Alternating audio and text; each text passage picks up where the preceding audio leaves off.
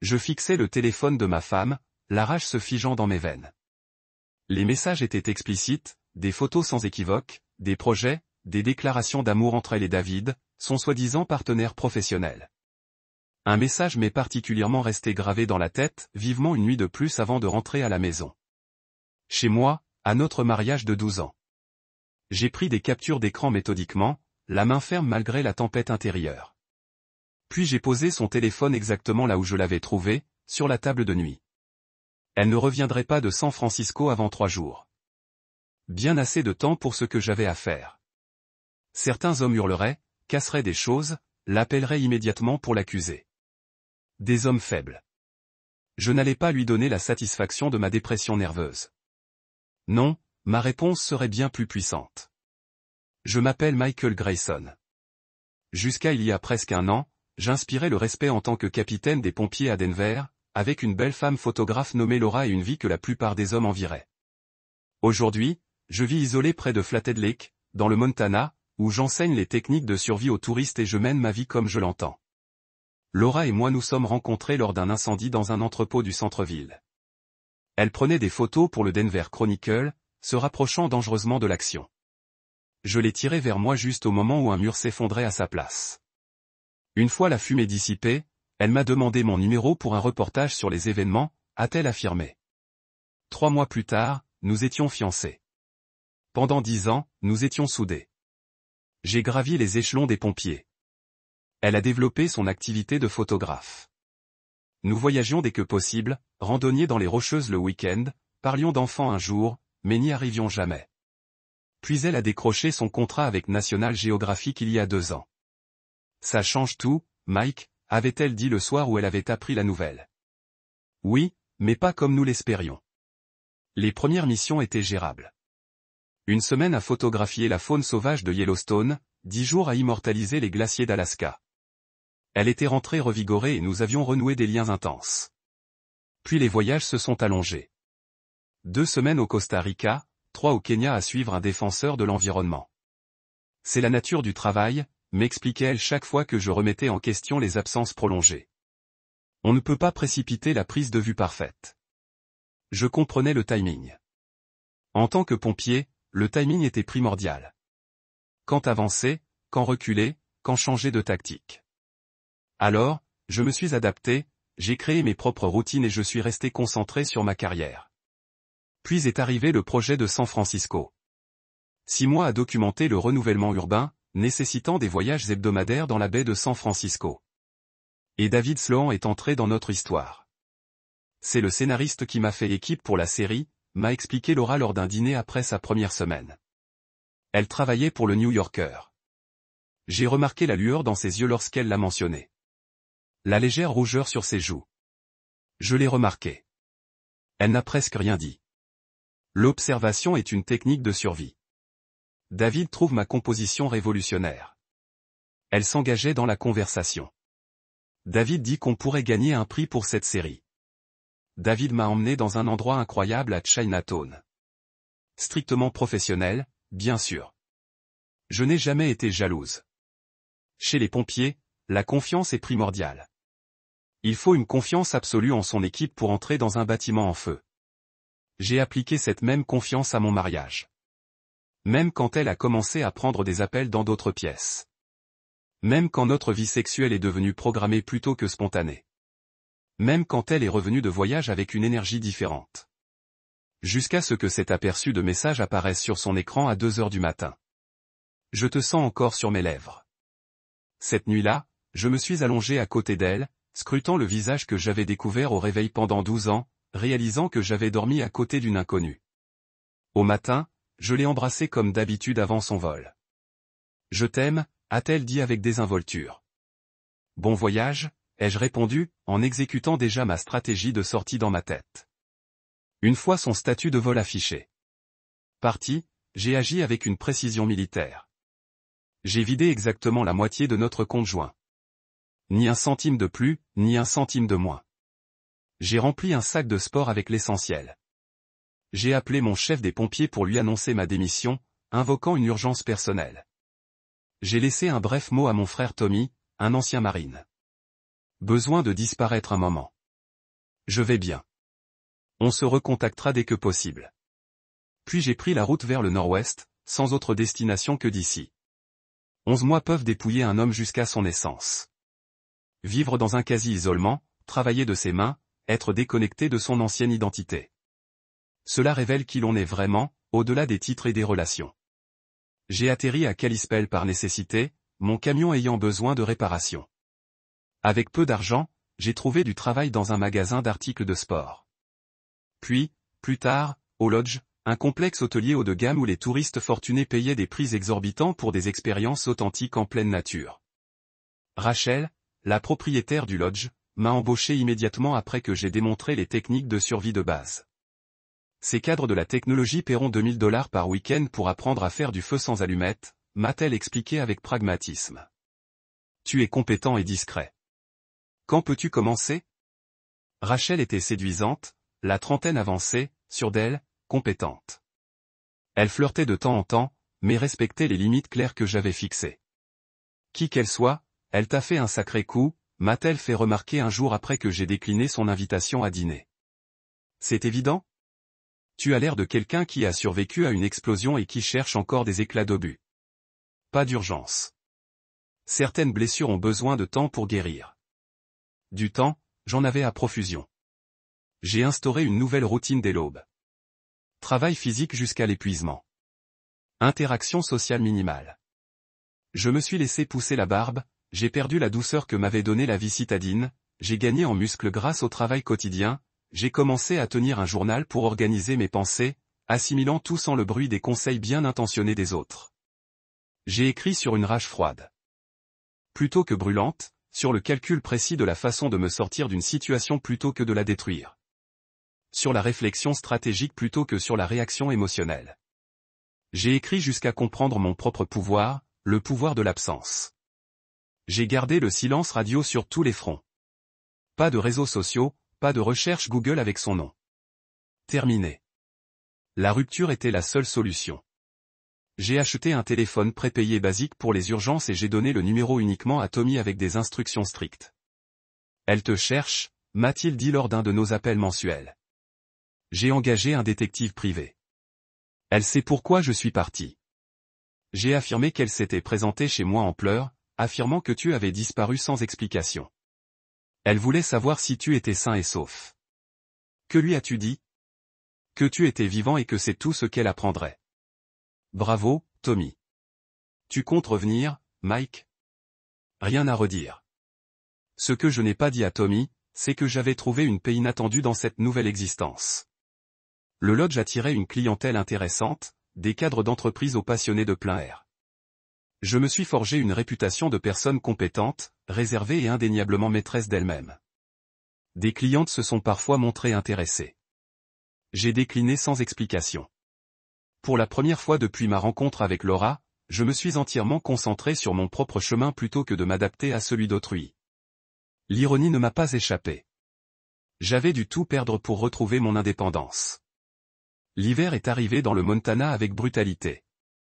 Efficacité. La fréquentation touristique s'est ralentie, laissant place à des guerriers occasionnels du week-end. Je fendais du bois, entretenais le matériel et menais les rares expéditions de pêche sur glace pour les clients les plus courageux. L'isolement s'intensifiait avec les jours raccourcis, mais je m'étais habitué à la solitude jusqu'au jour où elle m'a trouvé, le 18 décembre. Je me souviens très bien de cette date, le lendemain de la réunion de fin d'année du personnel du Lodge.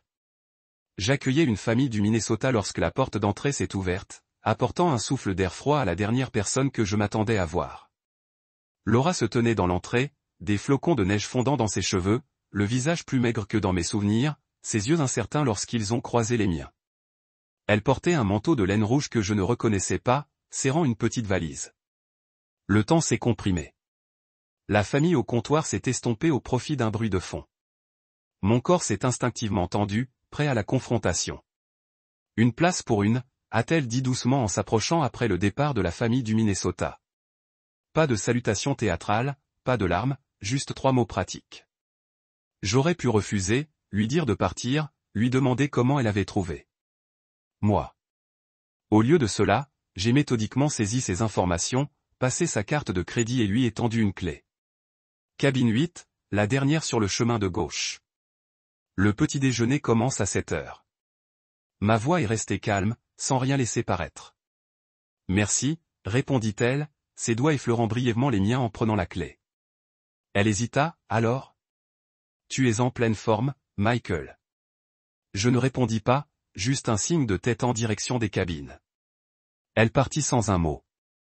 Je gardai mon sang-froid jusqu'aux toilettes du personnel, où mon estomac se souleva une fois, en signe de rejet physique face à son apparition soudaine.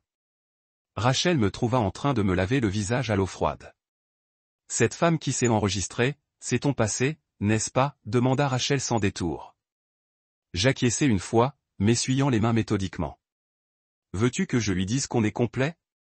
La faire partir ? J'y réfléchis brièvement. Non, je gère ça depuis presque 1 an. Il est temps d'y faire face. Rachel me serra l'épaule. Mon appartement est au-dessus du bureau si tu as besoin d'un endroit pour te ressourcer. Cette nuit-là, le sommeil me fuyait. Moi.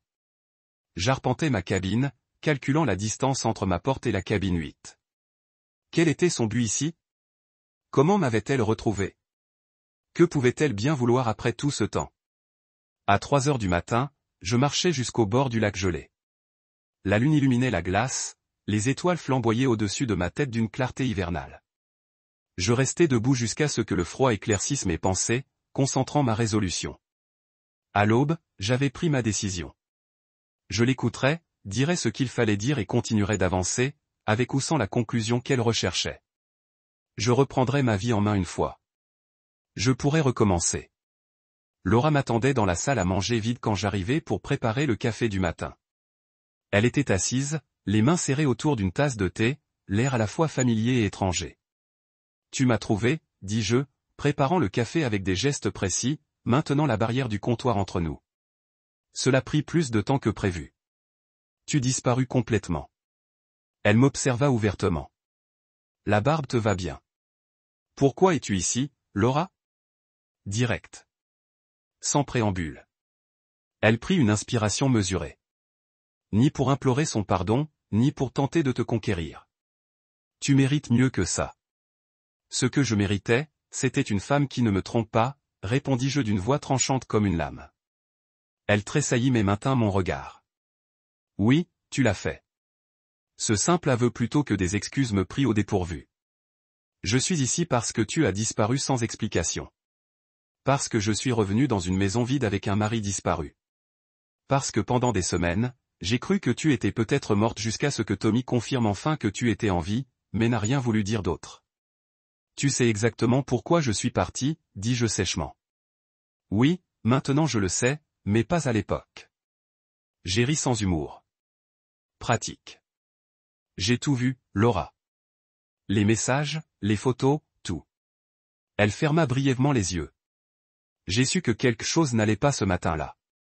Mon téléphone avait été déplacé. Mais tu as agi tout à fait normalement en me disant au revoir. Elle secoua la tête.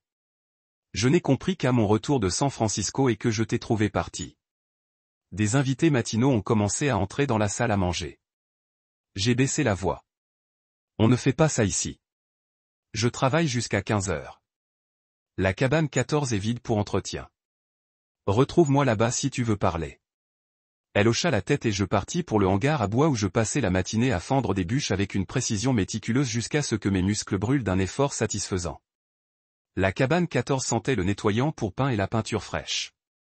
J'allumai un feu efficacement, cherchant à occuper mes mains. Laura arriva à 15 heures précises, vêtue d'un jean et d'un gros pull, les cheveux tirés en arrière en une simple queue de cheval comme elle le faisait avant que l'émission des magazines ne change son style. « Comment m'as-tu trouvé ?» demandai-je aussitôt tandis qu'elle s'asseyait dans un fauteuil. « Est-ce important ? Fais-moi plaisir. » Mon ton était clair.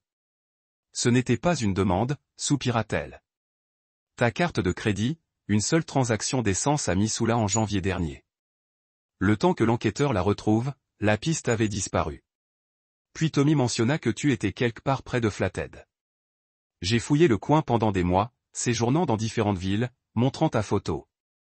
Une serveuse de Kalispell t'a reconnu. J'ai hoché la tête, notant mentalement la faille de sécurité.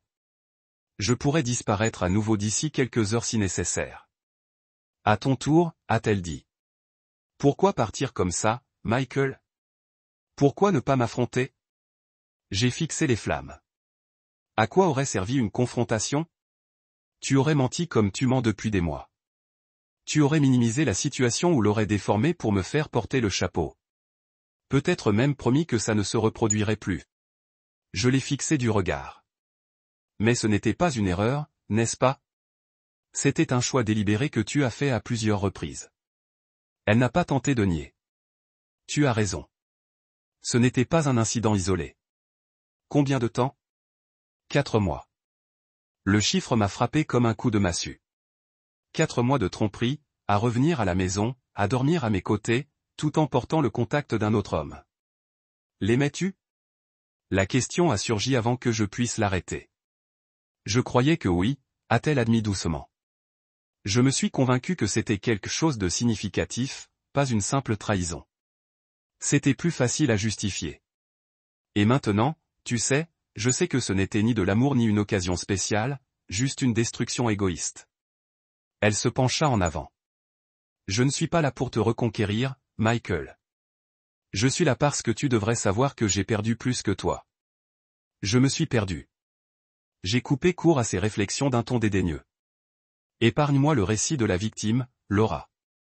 Ce n'est pas de la victimisation, c'est la vérité. Sa voix s'est durcie. David m'a largué 2 semaines après ta disparition. Il a dit que les choses étaient trop compliquées maintenant. Le magazine a abandonné notre projet quand les rumeurs se sont répandues. Apparemment, coucher avec son partenaire d'écriture viole l'éthique professionnelle. Son rire était cassant. J'ai perdu 3 autres contrats. J'ai dû vendre notre maison. Je n'avais pas les moyens de me le permettre seul. J'ai passé des mois en thérapie à essayer de comprendre pourquoi j'avais détruit tout ce qu'il y avait de bon dans ma vie. Suis-je censé avoir pitié de toi? Ai-je demandé, même si une partie de moi se sentait justifiée par sa chute. Non, tu es censé comprendre que ta disparition a été la réponse la plus puissante qu'on m'ait jamais donnée. Ses yeux brillaient. Tu ne t'es pas déchaîné, tu ne l'as pas menacé, tu n'as pas essayé de lui faire du mal. Tu t'es simplement retiré de l'équation. Tu m'as laissé affronter exactement qui j'étais devenu, sans que tu ne sois la méchante. Le silence emplit la pièce, à l'exception du crépitement des flammes. Dehors, la neige commença à tomber, de lourds flocons visibles par la fenêtre. Je ne suis plus le même homme que celui qui a quitté Denver, ai-je fini par dire. Cette personne a cessé d'exister la nuit où j'ai vu ces messages. Je sais que je ne suis plus la même non plus. Elle fouilla dans son sac et en sortit une enveloppe. J'ai tout écrit, des choses que je ne pouvais pas dire directement. Que s'est-il passé avec David? Que s'est-il passé après? Tu peux la lire ou la brûler. À toi de voir. Elle la posa sur la table entre nous. Je reste 3 jours. Ensuite, je partirai et tu ne me reverras plus jamais, si c'est ce que tu veux. Elle se leva pour partir, marquant une courte pause. Pour ce que ça vaut, Michael, et je sais que ça ne signifie plus grand-chose maintenant. Je n'ai jamais rien regretté de plus de ma vie. Après son départ, j'ai scruté l'enveloppe pendant des heures, observant les ombres se déplacer sur le sol du chalet. Finalement, je l'ai ramassée et rangée, sans l'ouvrir, dans la poche de ma veste. Certaines vérités exigent un timing précis. Le lendemain, j'ai évité le chalet principal, dirigeant une expédition d'une journée en raquette pour un groupe d'avocats d'affaires. Les exigences physiques et la responsabilité de la sécurité des autres m'ont permis de prendre du recul par rapport à la confrontation émotionnelle que l'apparition de Laura avait déclenchée. À mon retour, Rachel m'attendait avec un thermos de café au whisky. Elle est venue te chercher, m'a dit Rachel en me tendant une tasse fumante. Je lui ai dit que tu étais sorti avec des clients. Appréciez-la. Elle est séduisante. Elle a l'air chère. L'évaluation de Rachel est restée neutre. Elle était différente. Les gens changent, pas toujours en mieux. Rachel m'a observé par-dessus sa tasse. Vous savez ce qu'on dit sur les incendies de forêt? Parfois, ils sont nécessaires. Débroussailler les branches mortes pour que la vie puisse émerger. Votre façon de formuler cette confrontation pourrait être bénéfique. Elle a haussé les épaules. Je disais ça comme ça. Parfois, la destruction a son utilité. Ce soir-là, dans mon chalet, j'ai enfin ouvert la lettre de Laura. 8 pages de son écriture familière, autrefois intime, maintenant comme recevoir un message d'un inconnu. Elle a tout détaillé sans excuse. Comment leur liaison a commencé après une séance photo tardive. Comment David lui a donné le sentiment d'être valorisé d'une manière dont elle n'avait pas perçu l'absence. Comment l'excitation est devenue une addiction. Comment elle a compartimenté ses pensées, se disant que je ne le découvrirais jamais, qu'elle pouvait maintenir les deux mondes. Puis sont venues les conséquences. L'abandon immédiat de David dès que les complications sont survenues. Les conséquences professionnelles, la déception de ses parents, la prise de conscience brutale qu'elle avait troqué la substance contre l'illusion. Le dernier paragraphe était d'une précision frappante. Je ne m'attends pas à un pardon, ni ne le mérite, mais sache que ton silence était plus puissant que n'importe quelle rage. Tu m'as forcé à me juger sans être distrait par ta colère. Il n'y avait personne à blâmer, personne ne me combattait, juste la pure conséquence de mes actes reflétés dans une maison vide. Cela m'a brisé comme j'en avais besoin. J'espère qu'un jour tu retrouveras le bonheur. Toi, plus que quiconque, tu le mérites. J'ai lu la lettre 3 fois, puis je suis sorti fendre du bois au clair de lune jusqu'à ce que mes muscles réclament un peu de répit. Le deuxième jour, j'ai trouvé Laura assise seule sur la terrasse arrière du chalet malgré le froid mordant. Elle portait une parka empruntée, trop grande pour sa silhouette, le regard fixé sur le lac gelé. J'ai évalué la situation, puis je me suis délibérément assise sur la chaise d'à accent grave côté. J'ai lu ta lettre, ai-je déclaré après un silence mesuré. Elle a hoché la tête, les yeux toujours fixés sur le lac. Et rien, c'est comme ça. Tu as toujours eu le don d'être direct. Un léger sourire a effleuré ses lèvres. Pourquoi faire tout ce chemin? Pourquoi ne pas simplement appeler? Elle se tourna vers moi. Aurais-tu répondu si je t'avais appelé? Non. Voilà ta réponse. Elle serra davantage le parc. De plus, j'avais besoin de voir ton visage pour savoir que tu allais vraiment bien. Je ne vais pas bien, ai-je admis, mais j'y arrive. Tu sembles plus forte, plus déterminée. Tout perdre a cet effet. On réduit la vie à l'essentiel. Une rafale de vent fit tourbillonner la neige sur le pont. Laura frissonna. Tu devrais rentrer, lui ai-je conseillé. Au bout d'une minute, elle hésita. J'ai vu ton journal sur le bureau de ta cabine quand j'ai déposé la lettre. Tu écris encore? La question m'a surprise. Dans nos jeunes années, j'avais surtout écrit des histoires que je n'avais jamais montrées à personne. Ça avait disparu avec l'avancement professionnel et les complications de la vie. Juste de l'organisation dans mes pensées. Rien de créatif. Tu devrais réessayer. Tu étais bonne. Il y a beaucoup de choses que je devrais réessayer. Je me suis levé. Mais certaines choses ne sont pas faites pour être revisitées. Son expression s'est légèrement assommée, comprenant ce que je voulais dire. D'accord. Comme je se retourna pour partir, elle dit, Tommy te manque. Il ne l'admettra pas, mais il le fait. Tommy sait me trouver. Il dit la même chose de toi. J'ai marqué une pause. Peut-être au printemps. Ce n'était pas un engagement, mais c'était quelque chose. Une ouverture calculée dans le mur que j'avais construit. Cette nuit-là, j'ai rêvé d'un incendie contrôlé. Pas les incendies chaotiques que j'avais combattus en tant que pompier, mais un incendie tactique, nécessaire et purificateur. Je me suis réveillé avec une lucidité inattendue. Le troisième jour, son dernier jour, une énorme tempête de neige a frappé la région. Le lodge a été coupé en courant vers midi. Des générateurs de secours ont maintenu les systèmes essentiels, mais nous avons conseillé aux clients de rester dans leur chalet, qui était équipé de cheminées et de provisions de secours. J'ai aidé Rachel à distribuer des couvertures supplémentaires lorsque j'ai réalisé que Laura était introuvable. Sa voiture était restée sur le parking, disparaissant rapidement sous la neige fraîche. Elle est partie se promener tôt ce matin, a mentionné l'une des femmes de ménage, et a dit vouloir voir le sentier du Nord avant de partir. Le sentier du Nord, 8 kilomètres à travers une forêt dense, magnifique mais dangereux pendant une tempête. Même les randonneurs expérimentés je pourrais perdre l'orientation si les points de repère disparaissaient sous la neige. Il y a combien de temps? Demandai-je en attrapant déjà mon équipement. 4, peut-être 5 heures. Rachel surprit mon expression. Tu ne sortiras pas comme ça. Je dois le faire. Elle ne connaît pas ces bois. Michael, la visibilité est nulle. Les températures chutent. Vous pourriez mourir tous les deux. Je prends la radio d'urgence et le GPS. Marc me donne les coordonnées tous les 400 mètres. J'étais déjà en train de me couvrir. Si je ne suis pas de retour dans 3 heures, appelle les secours. Rachel savait qu'il valait mieux ne pas discuter davantage. Elle m'aida à préparer les provisions d'urgence, ses mouvements étaient suffisants, mais son expression était sombre. Elle doit encore représenter quelque chose pour toi, observa-t-elle tandis que je vérifiais la radio. Elle a été ma femme pendant 12 ans, répondis-je d'un ton définitif. Fais attention, me serra-t-elle le bras. Cet instinct de héros te fera mourir un jour. Je lui adressai un hochement de tête serré. Évaluation calculée des risques. Je connais ces bois. Dès que je mis le pied dehors, la férocité de la tempête frappa de plein fouet.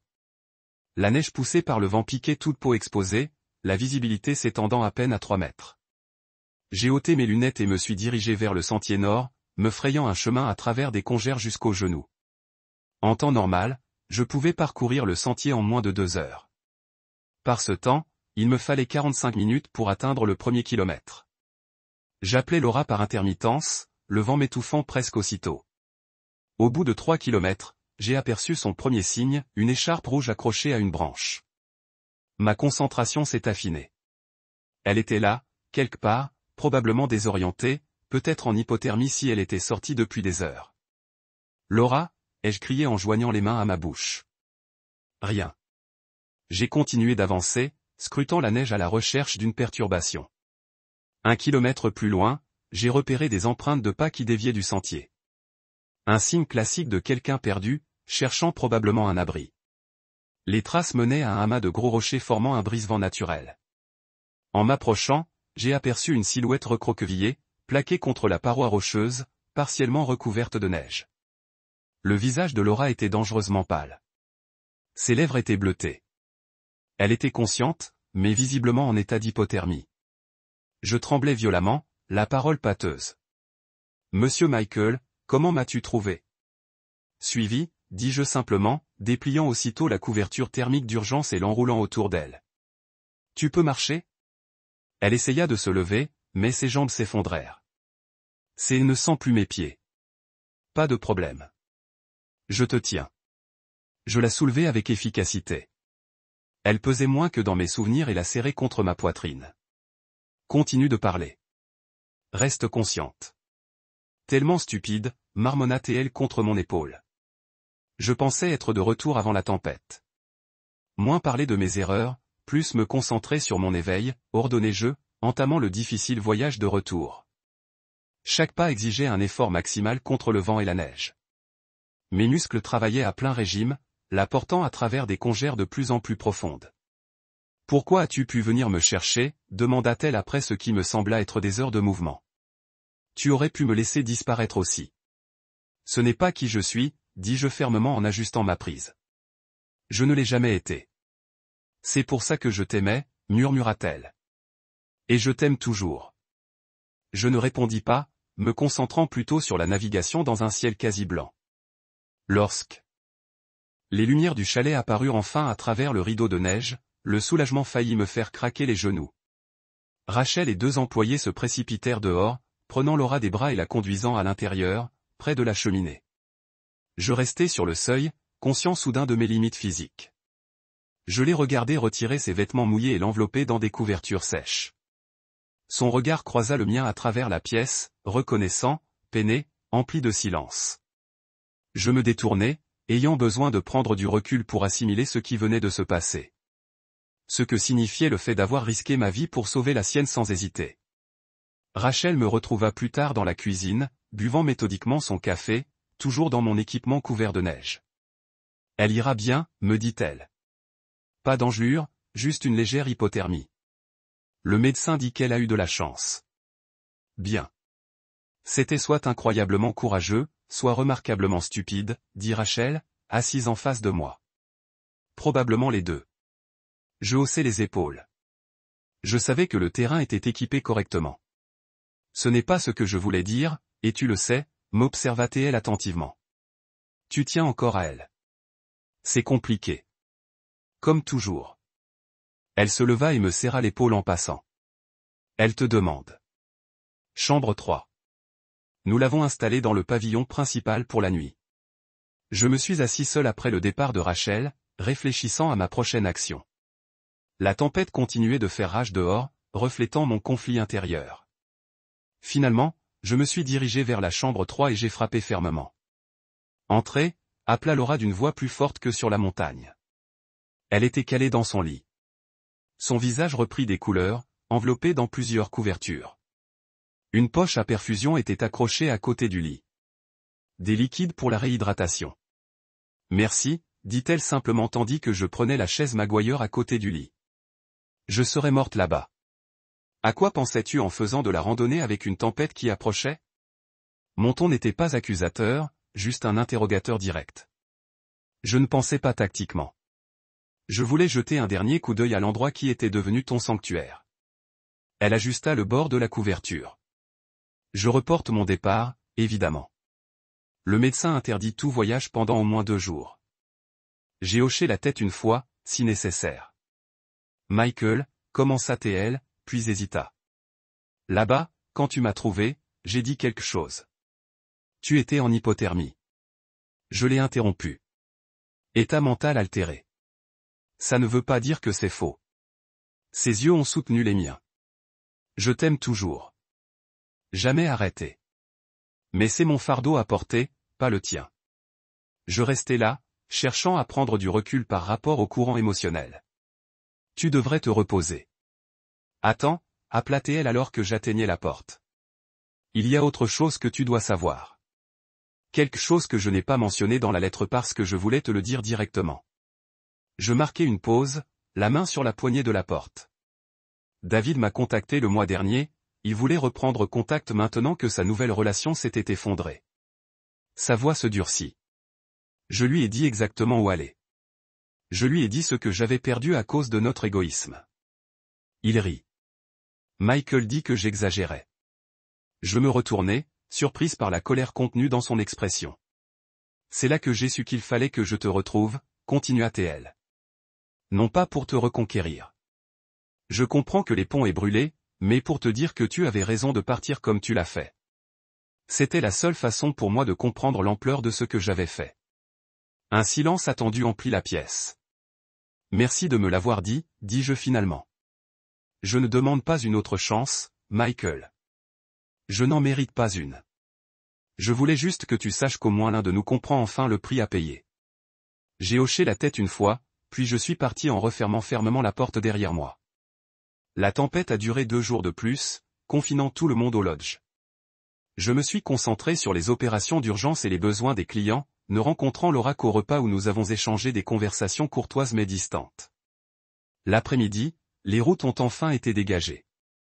Je l'ai trouvée dans le hall, valise bouclée, réglant sa facture à Rachel. Ta voiture a été creusée, dis-je en approchant d'un pas mesuré. Les pneus devraient tenir le coup, mais prends les cols de montagne avec précaution. Ils sont encore verglacés par endroits. Je le ferai, hésita-t-elle. Je suppose que c'est un au revoir. Je suppose que oui. Rachel s'éloigna avec tact, nous laissant un peu d'intimité. Que vas-tu faire maintenant? Demandai-je. Retour à Denver. J'ai accepté des commandes pour de petites publications. Ce n'est pas National Geographic, mais c'est un travail honnête. Elle ajusta son écharpe, une neuve, car sa rouge était restée perdue dans la forêt. Et toi? Vas-tu rester ici? Pour l'instant, ça me convient. Elle hocha la tête, les yeux scrutant mon visage comme s'il le gravait par cœur. Tu sais où me trouver si jamais tu as envie de parler. Pas de pression, pas d'attente. Je sais. Nous restâmes un instant dans l'espace condensé de 12 ans d'histoire commune. J'ai quelque chose pour toi, dis-je d'un ton décidé, en fouillant dans ma poche. Je lui tendis un petit carnet usé. Mon journal, le premier. Elle le prit avec une surprise évidente. Michael, je ne peux pas. Je veux que tu l'aies. Peut-être que ça t'aidera à tout comprendre. Ses doigts tremblèrent légèrement, l'acceptant. Merci. Impulsivement, elle se hissa sur la pointe des pieds et m'embrassa sur la joue. Un fantôme d'intimité familière que je n'accueillais ni ne rejetais. Sois heureux, Michael, murmura-t-elle. C'est tout ce que je te souhaite maintenant. Je la regardais depuis les marches du chalet tandis qu'elle s'éloignait, la neige tourbillonnant dans son sillage jusqu'à ce que ses feux arrière disparaissent au détour d'un virage. Rachel apparut à côté de moi, son souffle embrumé par l'air froid. « Tu vas bien ?»« J'y arrive, » répondis-je avec une sincère appréciation. « Elle pourrait revenir, tu sais. »« Peut-être. » Je me tournai vers le chalet, mais je n'attendrai pas. Ce soir-là, je commençai un nouveau journal. La première entrée était directe. Aujourd'hui, j'enfouissais le passé, non pas avec le pardon. Je n'y suis pas encore, mais avec clarté. Nous avions tous deux des défauts différents. Maintenant, nous reconstruisons chacun à notre place. Cela devra suffire. 2 semaines après le départ de Laura, mon téléphone sonna, un numéro inconnu. La voix de mon frère Tommy retentit, d'une hésitation inhabituelle. « Mike, tu es assis ?» Mon corps se tendit. Que s'est-il passé? C'est Laura. Elle a eu un accident sur l'I-25, près de Denver. Une collision frontale avec un conducteur ivre. Le monde a basculé momentanément. Vraiment? Elle est en vie, mais c'est critique, Mike. Plusieurs opérations. On ne sait pas. Il s'est tu. Qui d'autre sait où je suis? Ai-je exigé? Je viens d'appeler sa sœur Emma. Elle a demandé ton numéro. Elle a dit que Laura te demandait. J'ai fermé les yeux brièvement. Des images défilaient. Laura riait dans notre cuisine. Laura dormait à côté de moi. Laura s'éloignait du lodge. Donne-moi mon numéro à Emma. J'ai décidé. Tu rentres? A demandé Tommy. Je n'ai pas encore décidé, mais je me suis surpris à vérifier les horaires de vol de Kalispell à Denver pendant que nous parlions. Emma a appelé 1 heure plus tard, la voix éraillée par les pleurs. Michael, c'est Emma. Je ne sais pas si tu viendras, mais elle n'arrête pas de te demander. Les médecins disent, sa voix s'est brisée. Ils nous conseillent de nous préparer au pire. Quel hôpital? Aux soins intensifs du Denver Memorial, 4e étage. Je te ferai part de ma décision. J'ai rythmé ma cabine pendant des heures cette nuit-là, luttant avec des impulsions contradictoires. Une partie de moi voulait rester détachée pour protéger la nouvelle vie que j'avais construite. Une autre partie a reconnu que sans fermeture appropriée, le fantôme de Laura me hanterait indéfiniment. Le matin, j'avais pris une décision. J'ai réservé un vol plutôt que de conduire, plus efficace, et j'ai laissé à Rachel une note expliquant mon absence temporaire. Aller à Denver, matière personnelle, de retour en 3 jours. Le vol de Kalispell à Denver m'a donné le temps de me préparer mentalement. Je visiterai brièvement, fait ma paix et retourner au Montana sans être retiré dans l'enchevêtrement émotionnel. Propre, contrôlé, concluant, Emma m'a rencontré à l'entrée de l'hôpital, son visage pâle d'épuisement. Elle m'a embrassé fermement, inattendu compte tenu de notre relation auparavant lointaine. Merci d'être venu, murmura-t-elle. Comment va-t-elle? Mon ton est resté neutre. L'expression d'Emma froissée. Critique. Saignement interne. Poumon effondré. Blessure de la colonne vertébrale. 2 chirurgies déjà. Elle a fait un geste vers les ascenseurs. Elle est consciente mais fortement médicamentée. Elle peut ne pas vous reconnaître. J'ai hoché la tête, me volant avant de la suivre à l'USI. La femme dans le lit d'hôpital ressemblait à peine à la Laura dont je me souvenais. Son visage était modelé avec des ecchymoses, un œil enflé. Les tubes et les fils l'ont connecté à diverses machines, chacune bip un rappel de son état précaire. Je me suis approché délibérément, prenant la chaise à côté de son lit. Sa main, celle non enfermée dans un plâtre, était allongée sur la feuille blanche. Après une brève considération, j'ai placé mes doigts contre les siens. Son œil découvert s'ouvrait au contact. La reconnaissance a pris lentement à travers la brume de médicaments. Michael. Sa voix était à peine audible au-dessus des sons de la machine. Tu es venu. Je suis venu. J'ai confirmé simplement. Je ne pensais pas que tu le ferais. J'avais besoin de fermeture. Un petit sourire toucha ses lèvres fissurées. Toujours honnête. Je me penchai plus près, gardant ma voix bas. Je ne peux pas rester longtemps, Laura. J'ai construit une nouvelle vie. Je sais. Ses doigts sont faiblement bouclés autour du mien. Je suis juste heureux de vous voir une fois de plus. Je me suis assis avec elle tout au long de l'après-midi, en maintenant une distance émotionnelle tout en fournissant le contact humain dont elle avait clairement besoin. Lorsque les médecins sont arrivés pour leur tournée en soirée, j'ai profité de l'occasion pour sortir. J'ai besoin de vous parler, j'ai dit à Emma dans la zone d'attente, des questions pratiques. Emma avait l'air surpris par ma franchise, mais a hoché la tête. Je retourne au Montana demain, ai-je déclaré sans préambule. Je ne peux pas faire partie de cette situation à long terme, mais elle a besoin de vous, Michael. Les médecins disent que le fait que les proches présents améliore les chances de récupération. Je ne suis plus son être cher, Emma. Cela s'est terminé quand elle a choisi David. Les yeux d'Emma clignotèrent avec une colère momentanée. Alors, tu vas juste la laisser comme ça quand elle pourrait mourir? Je ne suis pas responsable de son rétablissement. Ma voix est restée de niveau. Je suis venu dire au revoir correctement. C'est tout ce que je peux offrir. Elle vous aime toujours. C'est malheureux pour elle. Emma me regarda, clairement choquée par ma froideur. Vous avez changé. Oui, pour le mieux. Quand je suis retourné dans la chambre de Laura, elle était éveillée, regardant la porte comme si je m'attendais. Vous partez, a-t-elle dit immédiatement, sa perception n'a pas été dédiée malgré son état physique. Je ne l'ai pas insultée avec dédain. Demain matin. Elle hocha légèrement la tête, grimaçant au mouvement. Je comprends. Est-ce que vous? Ai-je demandé, récupérant la chaise à côté de son lit. Vous avez reconstruit votre vie. Je n'ai pas sa place. Sa voix était plus forte maintenant, comme si vous élaboriez de la pitié de son énergie. Je ne voudrais pas que vous restiez sans pitié. Bien, parce que je ne le ferai pas, ses yeux non endommagés m'ont étudié. Il y a quelque chose de différent chez vous maintenant. Quelque chose de plus difficile. Je devais devenir plus difficile pour survivre ce qui s'est passé. Je suis désolé, Michael, pour tout. Je sais que vous l'êtes, mais cela ne change rien. Elle a brièvement fermé l'œil. Avant de partir, avez-vous lu mon journal? Celui que j'ai laissé dans votre cabine? J'ai secoué la tête. Pas encore. Veuillez faire. Quand vous êtes prêt. Sa respiration est devenue plus laborieuse. J'ai besoin que vous compreniez pourquoi j'ai fait ce que j'ai fait. Ne pas l'excuser, mais pour expliquer. Je vais le lire finalement. Elle semble satisfaite de cet engagement partiel. Encore une chose.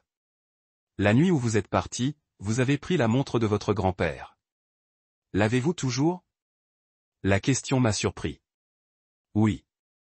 Pourquoi? Bon. Il serait fier de l'homme que vous êtes devenu. La déclaration simple a frappé avec une force inattendue. Mon grand-père avait été une figure formidable dans mon enfance, stoïque, principe, sans compromis. La montre m'a été son cadeau de séparation avant sa mort. J'ai quelque chose pour toi. Laura continua, faisant un geste faiblement vers la petite armoire à côté de son lit. Tiroir supérieur. Je l'ai ouvert, trouvant une enveloppe de manille avec mon nom écrit dans son écriture. Qu'est-ce que c'est? Ouvrez-le plus tard lorsque vous êtes à la maison. J'ai placé l'enveloppe dans la poche de ma veste sans l'examiner. Je devrais aller te laisser reposer. Vais-je vous voir avant de partir demain?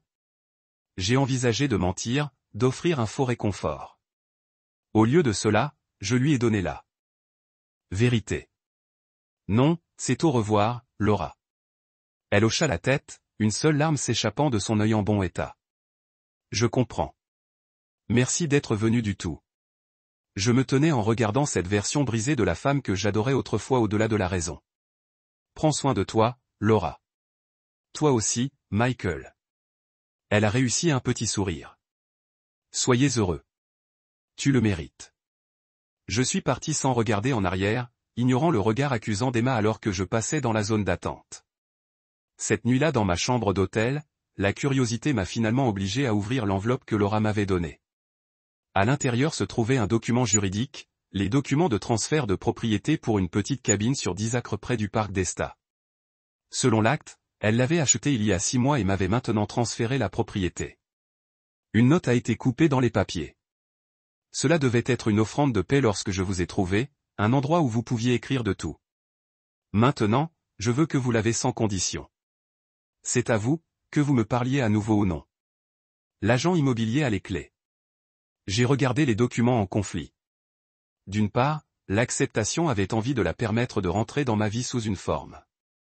De l'autre, la propriété représentait la sécurité financière dans une retraite privée. Avantage pratique que je ne pouvais pas rejeter. Après considération, j'ai décidé de garder les papiers.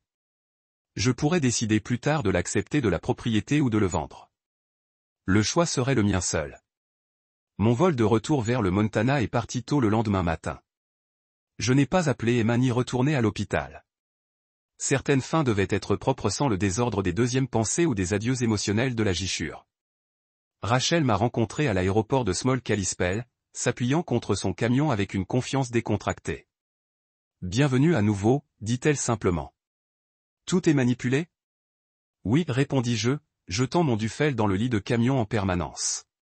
Elle m'a étudié un instant avant de commencer le moteur. « Vous avez l'air différent, plus léger en quelque sorte.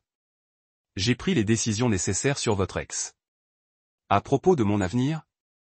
Rachel hocha la tête, semblant comprendre la distinction. « Bon. En parlant de contrat à terme, il y a une position d'instructeur qui s'ouvre au centre de formation Mountain Rescue près de Whitefish. Le réalisateur est un vieil ami. Mentionnez que vous pourriez être parfait pour cela. J'ai considéré l'opportunité. Avancement professionnel, meilleur salaire, travail aligné avec mes compétences et mon expérience. Cela semble intéressant. Il recherche quelqu'un qui peut commencer le mois prochain. Elle m'a regardé. Si vous prévoyez de rester, je le suis. Elle a souri, le premier véritable sourire que j'avais vu d'elle depuis avant l'apparition de Laura. Heureux de l'entendre. Je détesterais perdre mon meilleur instructeur de survie. Est-ce tout ce que vous détesteriez perdre ? J'ai demandé, me surprenant avec la franchise de la question. Les yeux de Rachel s'écarquillèrent légèrement avant de récupérer son sang-froid. Cela dépend de ce qui est offert. Dîner ce soir, juste nous. Elle a fait semblant de considérer, bien que la légère rougeur de ses joues la trahisse. Je pense que cela pourrait être organisé. Alors que nous traversions le paysage enneigé vers le lodge, j'ai ressenti quelque chose que je n'avais pas connu depuis des mois. Possibilité. Pas un retour à ce qui était, mais le potentiel de quelque chose de complètement nouveau, construit sur des fondations plus fortes. 2 semaines plus tard, j'ai reçu un bref message d'Emma. Laura est hors de l'état critique, une longue récupération à venir, mais les médecins sont prudemment optimistes. Je pensais que vous devriez savoir. Je l'ai lu une fois, puis je l'ai supprimé sans répondre. Ce chapitre a été fermé. Le même jour, j'ai accepté le poste au Mountain Rescue Training Center et signé les papiers en acceptant la propriété de la cabine Estu Park. Pas comme une connexion avec Laura, mais comme un atout, je pouvais utiliser ou vendre selon mes propres conditions. Cette nuit-là, Rachel et moi avons parcouru une crête surplombant le lac Flathead, le coucher du soleil peignant la surface gelée dans des oranges et des rouges brillants. Belle vue, a-t-elle commenté, debout assez près pour que nos épaules se touchent. Nouvelle perspective, j'ai répondu, en comprenant que nous parlions plus que le paysage. Elle se tourna pour me faire face, son expression ouverte mais prudente. Est-ce vraiment ce que tu veux, Michael ? Pas de fantôme persistant ? J'ai considéré sérieusement la question. J'ai traité mes fantômes, j'ai fait la paix avec le passé. Je suis prêt pour la prochaine étape. Et quelle est la prochaine ? Elle a demandé. J'ai fait un geste vers le vaste désert réparti devant nous. C'est maintenant la vie que j'ai choisie, pas celle que j'ai perdue. Elle sourit, comprenant la signification de la distinction. Je peux travailler avec ça. Alors que la dernière lumière disparaissait du ciel, j'ai senti le poids final de mon ancienne vie se retirer. J'avais disparu une fois par nécessité. Maintenant, je réapparais par choix, plus fort, plus clair et entièrement selon mes propres conditions. C'était suffisant, plus que suffisant.